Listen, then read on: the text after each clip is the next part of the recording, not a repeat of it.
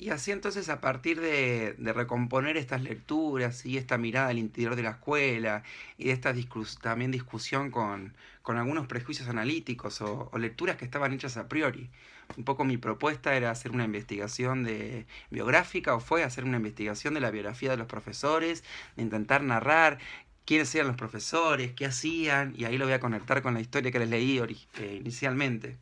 Pero esta intención de registrar quiénes eran los profesores, como cuáles eran sus prácticas de enseñanza, ¿sí?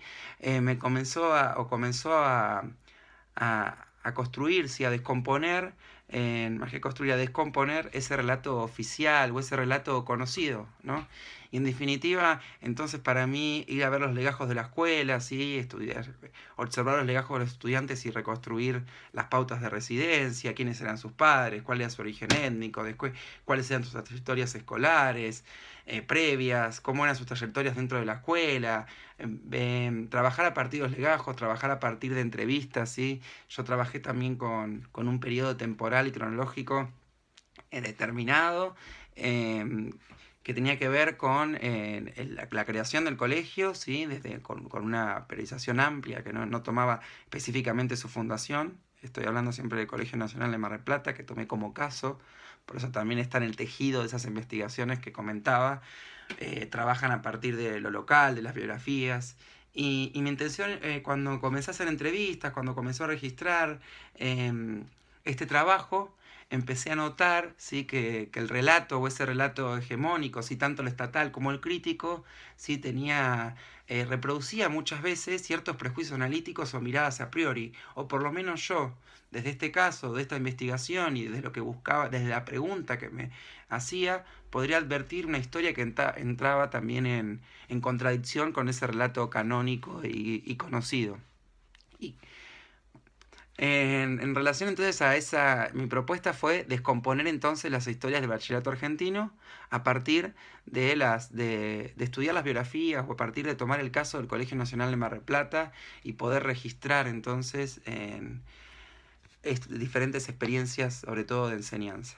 Y ahí yo lo que noté, sí, en mi tesis fue bueno que lejos de haber un tipo de colegio nacional, por ejemplo, existieron diferentes tipos de propuestas institucionales, ¿sí? No es que el colegio nacional avanzaba o avanza con esa gesta patriótica como el ferrocarril, con un Estado, con una inversión que va creciendo específicamente, sino que tiene que ver con luchas internas, con movilizaciones locales. Casi todos los colegios nacionales tienen previas comisiones locales, en el caso de Mar del Plata, y dadas sus particularidades, ¿no? Como, sobre todo en ese momento, como villa balnearia, la creación del Colegio Nacional sí combinó a la dirigencia local. Fue también un proyecto sí que puso en tensión a toda la dirigencia local, que también estuvo atravesada por esa tensión política propia de esta ciudad, ¿no? Sobre todo de principios del siglo XX, entre los conservadores y los socialistas. Sí, y ahí lo que fui identificando fue en diferentes propuestas institucionales. Lejos de haber un colegio nacional único, por ejemplo acá en Mar del Plata, a principios de siglo, vecinos, profesores estuvieron continuamente presentando proyectos, digo continuamente porque por lo menos entre 1914 y 1939 hubo 8 proyectos ¿sí? de modificación de ese currículum homogéneo que implicaba a los bachilleratos. ¿Sí? A partir de, por ejemplo, plantear la enseñanza orientada a la astronomía, ¿sí? A partir de pensar el deporte náutico, marítimo, ¿sí? A partir de pensar un currículum siempre muy atravesado y muy ligado sobre todo por las particularidades ¿sí? que le otorgaban el mar y ser una ciudad balnearia. También, por ejemplo, en estas propuestas institucionales, ¿sí?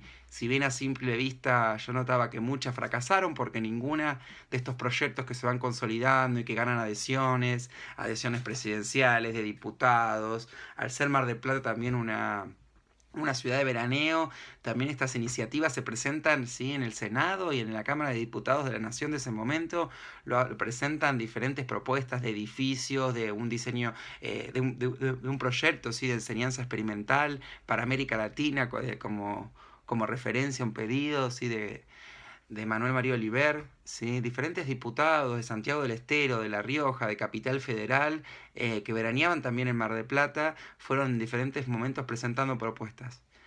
lejos de su concreción, ¿sí? Muchas de estas propuestas, o lejos también de desaparecer, siguieron operando en la historia institucional, ¿sí?